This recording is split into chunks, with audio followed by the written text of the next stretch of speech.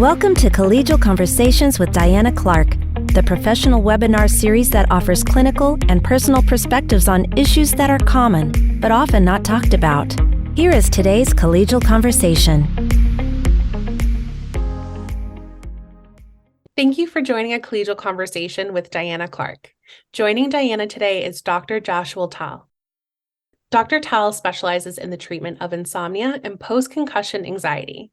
Dr. Tal uses CBT and other modalities to treat his patients with these conditions at his group practice on Manhattan's Upper West Side and in Bergen County, New Jersey.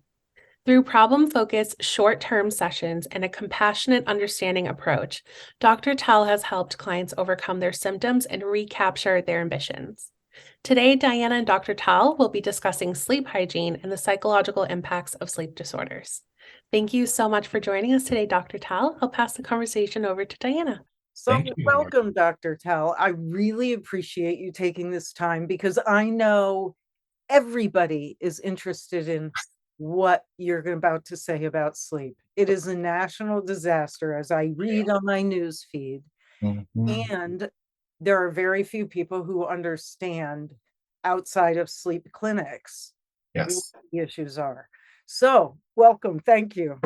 Thank you for having me. I'm very excited to be here and to talk about it because it is on everyone's minds, but yet there's so many approaches. It's really hard to know what direction to take and for what issue. So can we go back a few years, like 50?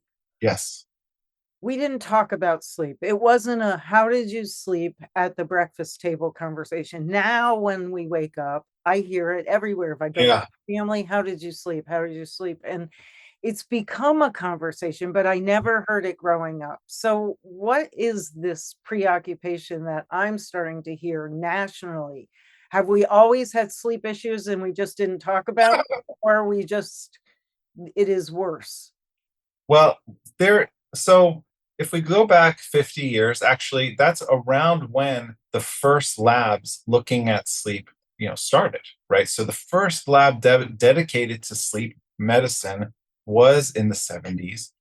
And it was really, I believe the slow progression of sleep research was due to the technology, to the progress of technology. Basically, we just didn't know how to measure sleep. We didn't know what was going on while we slept. So the assumption was that when you slept, it was, press the off button, your brain was off, right? It wasn't doing anything. And it wasn't until the development of electroencephalography, so EEG, right? The ability to read brain waves, did we know that anything was going on, right? We thought the brain was off. Yeah. Right. Wouldn't that be delightful some evenings? Right? There was, in fact, an off switch. Oh, yeah. No, that's actually, people do come to me for that. Where's my off switch? Please tell me. Yeah. I call it Cuisinart head, with the head always spinning, Oh, yeah. Definitely. So what is the gold standard about sleep? What should we be striving for, in fact? So that question is exactly the problem that I have with the approach to sleep nowadays, right? Which is that it used to be no one cared about sleep, right? It used to be, oh, okay, you'll sleep when you're dead. It's not a big deal. Who cares, right? And then the pendulum swung in the other direction. Like you said, it's on everyone's mind. Everyone's saying, how did you sleep? What can I do to sleep? And and all this research started coming out. Oh my gosh, if you don't sleep well, get a heart attack, a heart disease, or dementia, or all these different things. So everyone's really scared and wants to sleep better. And so what ended up happening is these rules started coming out, right? Sleep hygiene. This is the way to sleep, and these are the things. This is the gold standard. This is what you must do. But the fact is that everyone's sleep issue is different, right? And I mean, we can group them into various pathologies, but overall, there's no blanket thing you can apply to every sleep disorder and say this is going to work. I mean, think about it. You can't tell somebody, hey, avoid blue light if they're not breathing at night. What does one have to do with the other, right? Right. So what are the kinds of things that you see in your practice? Who comes in and what do they Right. say when you first meet them? Yeah. So personally, I'm an insomnia specialist. So the main thing that I see are people who have insomnia, who've had it for many years. And so basically can't sleep, either trouble falling asleep or staying asleep or waking up too early. That all falls under insomnia. And they come to me because they've tried everything. So they've tried, my elevator pitches, you try medications and meditations and going to bed early, going to bed late, standing on your head, all different sorts of things, right? And at first, it might help, but then it stops helping, or it doesn't work at all. And the hopelessness increases. So I think that's the universal factor with the people that see me is this hopelessness about sleep, right? Because the more hopeless you are about sleep, the less you're going to sleep. And then the less you sleep, the more hopeless you get. And the cycle just spirals out of control. So that's usually who comes to see me. Mm. However, there are a lot of people, I'd say about 20, 30%, that think they have insomnia, but really have a different issue. So a good amount have sleep apnea as well, right? So difficulty breathing at night. So sleep apnea is hugely undiagnosed. I think we're right now at around 85% of people are have sleep apnea and don't know it, right? 93% are women, actually. 93% of women who have it, yeah. 93% of women who have sleep apnea are undiagnosed, right? And a big presenting symptom of sleep apnea is insomnia, along with significant fatigue and things like that. And then I have another category of people who have circadian rhythm issues, right? So they, for example, used to work the night shift and now are switching back to the day shift, or they try to get to sleep at night but can't and end up sleeping past their alarm. So that's a treatment that's different to insomnia. But sometimes yeah, I have to treat both, right? There's sleep anxiety along with a circadian rhythm issue, a sleep timing issue as well. So those are the main three camps, but I do get other things as well. So let's tease out a little bit about sleep anxiety. So, does all this information that we're getting about the need for sleep actually increase the Yeah. sleep anxiety that people who ordinarily may not have thought they had a sleep disorder?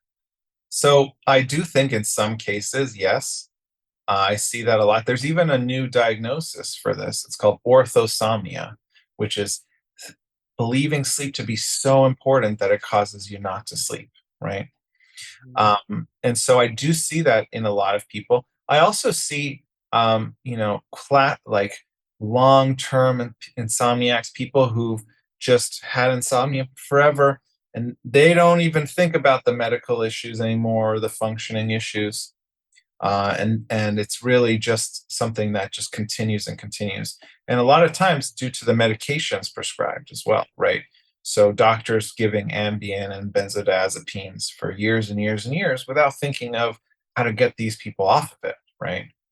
And so That's that's a big problem. Yeah, what has your experience been? Do many of the people who come to you with prescriptions for Ambien or other benzos, and your inclination is to help them work with their doctor into titrating off, or I'd say it's about half and half. So a good half come on medications either for a long time, for decades, or for the last couple months, something like that, and they want to get off.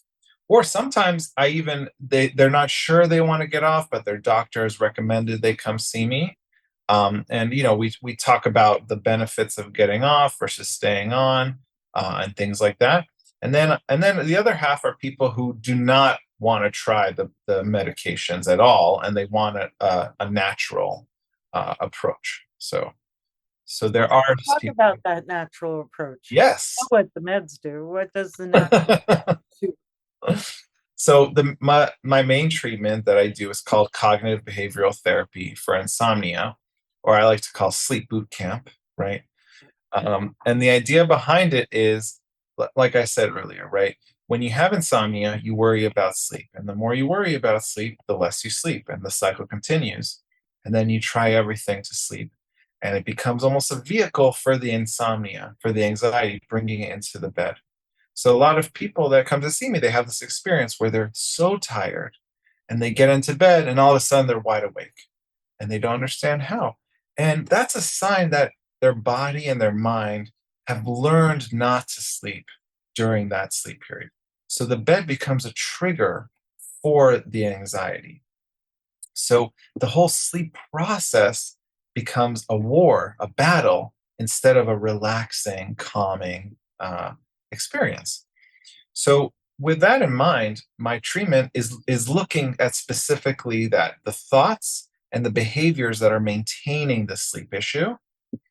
And so the treatment is aimed at resetting those connections to sleep. So instead of another band-aid, right, this is a short-term process to help reevaluate your mind's and your body's connection to sleep, right? So I call it boot camp because it's a tough treatment. It is a tough treatment. I don't pretend with that. You know, So it is difficult for people. it is very difficult to do because essentially the a person with insomnia is coming face to face with their biggest fear, which is not sleeping, right? And the idea is help them set up a behavioral plan, right, where they can experience their loss of sleep, their sleep deprivation, and use it to reset their mind and body's connection to sleep. So usually, what happens with insomnia is you have bad night, bad night, bad night, and then it's like, okay, I'm going to go to bed earlier, and I'm going to sleep in so I can catch up on the weekend, right? And so then they crash and they end up oversleeping, right? And it makes sense, right? If you don't have a sleep disorder, then that's a great strategy, right? Okay, I have a little bit of stress. I'm going to get extra sleep and then I'll reset and start again. But with someone with sleep anxiety, what ends up happening is by oversleeping, right? You're using up that drive to sleep that builds up over those bad nights. So then on the fifth night after the crash, they get to bedtime and they're not as tired as they usually are. And so the anxiety builds up. So part of what we're doing in the treatment, in the boot camp treatment, is limiting the amount of time sleeping so that they're conserving their sleep drive over the nights ahead, so that they're able to sleep when they're supposed to sleep instead of tossing and turning, and it creates a new association. So if you told that to someone who has insomnia, I mean, to the people listening, right? Oh yeah, don't crash, don't get back into, oh my gosh, that is a scary thing, right? And because the fear is living with less sleep, right? And so if asking someone to, right, not be able to sleep in and things like that is very scary, because a lot of times that's what they've been doing for the last who knows how long, right? That's how they. So you're asking them a very scary, fearful thing, which is why it's a tough treatment, but it's good to do it with a provider so I can help them along and ease the concerns on some level. Right, that makes it's a little like ERP for sleep, Yes, have to, exactly. right? You have to be Yeah. exposed to Yes. uncomfortable. How uncomfortable are you willing to be in order for this to get resolved? I guess is really the question. What is your discomfort capacity? Well, that's the idea, right? Is relearning that sleep is, in fact, of like not getting sleep is, in fact, a very uncomfortable experience. It is not, right, a significantly dangerous fight or flight worthy experience, right? And that's what happens with insomnia, right? Is the less you sleep, the more worried you are, the more your fight or flight sympathetic nervous system reaction gets activated, right? And then the idea of not sleeping is the same as, right, any catastrophe, right? Like a bear attacking or a Right. fire or who knows what, right? Some survival. Exactly. But in fact, right, people with insomnia are actually really good at functioning on little sleep, right? And really good at withstanding that right, discomfort. But what ends up happening is they only focus on the really hard days or the really hard moments instead of all the successful times. They functioned really well on little sleep. Right. So Right. that's what that week is for. Exactly what you said. It's an exposure, it's an experiment to test out their beliefs on sleep. Okay, now I'm getting less sleep. Is it really as bad as I thought it was? Right. Seeing it in action. Is verbalization of I had a bad night's sleep or I had a good night's sleep helpful in the day-to-day context of things? Or are people who are healthy with their sleep, it's just not a subject? They just get up. Well, my goal with this treatment is to get sleep to the same place that hunger is for most people, right? Most people without an eating disorder or something like that, right? And so the idea is, you right, if you get to a meal and you're not hungry for that meal, you don't think to yourself, oh no, now I'm never going to be hungry for dinner ever again, right? But that's what happens with insomnia. So I'm not, I don't, so there are a lot of cases, and you're exactly right, where people ask too much and it becomes reinforcing of the insomnia, right? Oh, how did you sleep? Oh no, another bad night, right? And so it leads to over monitoring and it leads to an over focus on the effects of the bad sleep, right? Uh, Right. but with that being said, again, I don't believe in these universal rules, Right. right? So if for someone it's a loving way of communicating with their partners or their family members, I'm not going to take that away. And that's why right after my treatment, we experiment with all the rules and things like that. And then I have them reintroduce those quote unquote bad behaviors again into their life. You want to watch TV in bed? Watch TV in bed, right? You want to, go on your phone in bed and do that, right? Test it out, see what happens, right? And sometimes it will lead to issues sleeping, and sometimes it won't. And it's okay. It is okay. Sometimes you overeat, and that's okay. And sometimes you're not so hungry. That's okay. It's not a big deal, right? It's not something that you need to pathologize, right? Right. Yeah. You're right sizing the issue as you're helping them develop. Exactly. So, Strategy. for example, I love sleeping in. It's like one of my favorite things in the whole world. I just got back from Florida without the kids. Oh man, that was beautiful and amazing. The sleeping in, that was just, oh man, it was beautiful. I loved it. I loved it. Now, right, I know. So on the weekend, my wife and I we switch off who's gonna sleep in on each. She gets Saturdays, I get Sundays. I know Sunday night it's gonna take me a little bit longer to fall asleep because I slept in, but I know it. I'm okay with it. It's worth it to me, and so I still do it. Right. So that's the idea. We don't, and this is my hallmark. This is my favorite slogan, which is right, we don't live to sleep. You sleep to live, right? So you use sleep to live your life. So people tell me, oh, okay, after I do this treatment, I'm never going to go out, at night anymore. Like I have to get in bed by my bedtime. No, right? The whole point of sleep is to help you go out and to help you connect with people and be your best self, right? It's you shouldn't restrict your life in service of, right, helping your sleep. I love that. I think we're going to finish on that note because it was such an optimistic note and I couldn't have summed it up any better. Thank you, Joshua Tao. Thank you for joining this webinar. Tune in to more webinars and sign up for our newsletter at o'connorpg.com.